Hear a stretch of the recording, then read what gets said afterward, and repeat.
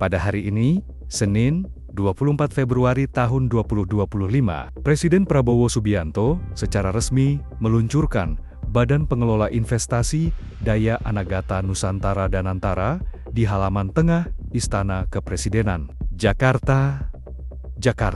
Peresmian ini ditandai dengan penandatanganan sejumlah regulasi, termasuk Undang-Undang Nomor 1 Tahun 2025 dan Peraturan Pemerintah Nomor 10 Tahun 2025 tentang organisasi dan tata kelola Danantara. Dalam pidatonya, Prabowo menyebut Danantara sebagai alat pembangunan nasional yang akan mengelola kekayaan negara.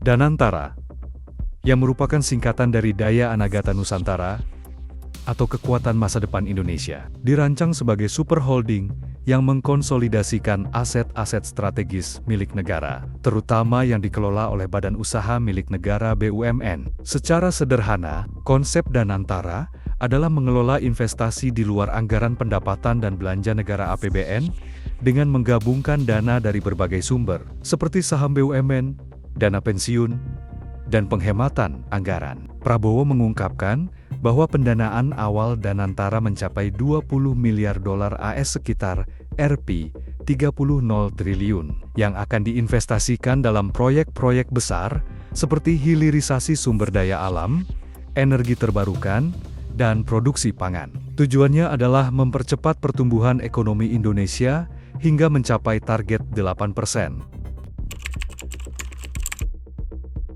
Namun, ambisi besar ini tidak luput dari tantangan.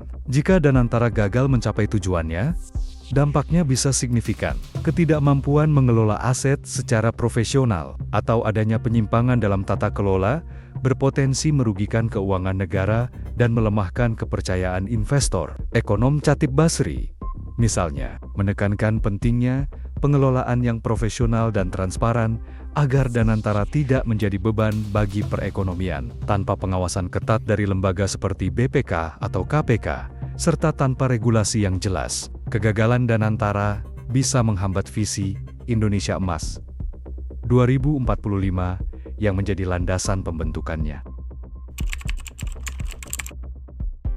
Sebagai kesimpulan, peluncuran Danantara menandai langkah berani pemerintahan Prabowo dalam mentransformasi pengelolaan kekayaan nasional. Keberhasilannya akan bergantung pada profesionalisme, transparansi, dan komitmen untuk mewujudkan kesejahteraan rakyat. Sementara kegagalan bisa menjadi pelajaran mahal bagi Indonesia.